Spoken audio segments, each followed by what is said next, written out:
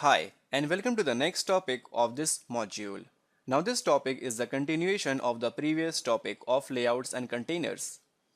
In the previous topic, we learnt about what is a pane, VBox and also the edge box.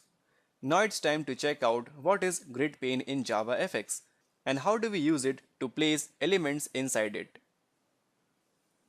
So within our JavaFX application, within our application layout.fxml, make sure you select the scene builder here. And from the containers, let us check out where is our grid pane. So somewhere in the middle we have our grid pane. Let us drag and drop it here. So by default, when we drag and drop the grid pane, it creates 3 rows and 2 columns. So here our grid pane has a dimension of 2:3, that is 2 columns and 3 rows. Now what do we mean by the column and rows?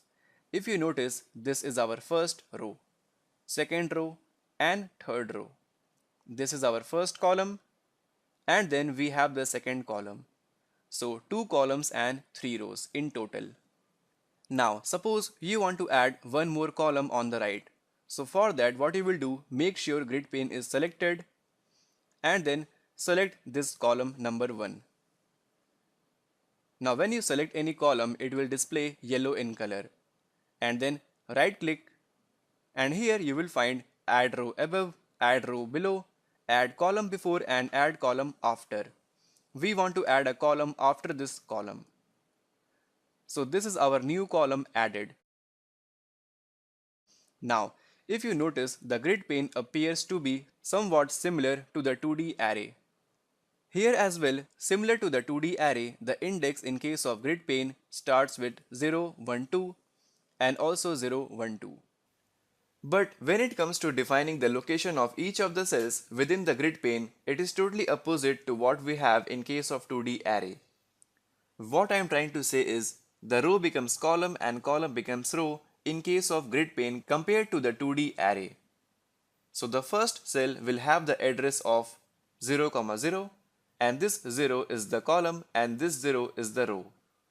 And then we have 1, 0 and again first we define the column and then the row in case of grid pane compared to the 2D array where we first defined the row and then the column. So please don't get confused here.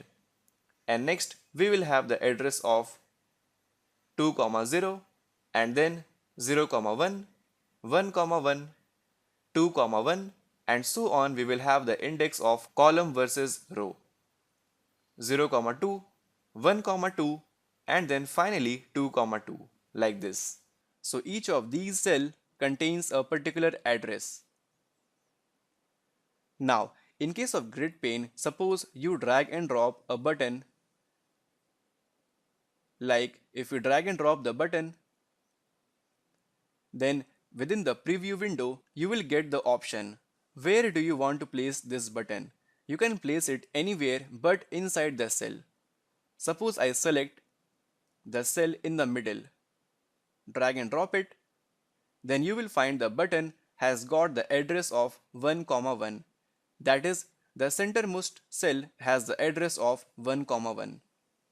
Now suppose you want to drag and drop another button, and I drag and drop it in the last cell. Then this button will get the address of 2, 2. That is this index. And let us drag and drop a checkbox right on the top right corner. So here this checkbox will have the address of 2, 0. That is column number 2 and 0th row, like this. If you run your application right now, let's see what happens.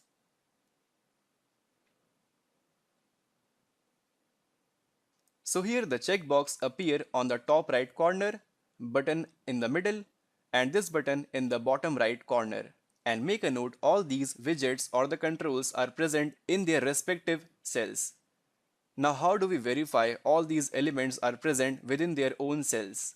So for that, again select the grid pane, make sure it is selected, go to the right window and then click on properties.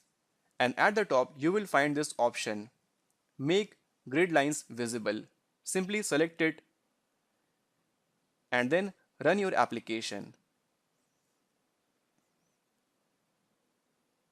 So here in the output, you can find all the grid lines are now visible. The checkbox, the buttons are placed in their own respective cells. So this option to make the grid lines visible will help you to verify your layout. So let us now explore more in the next video.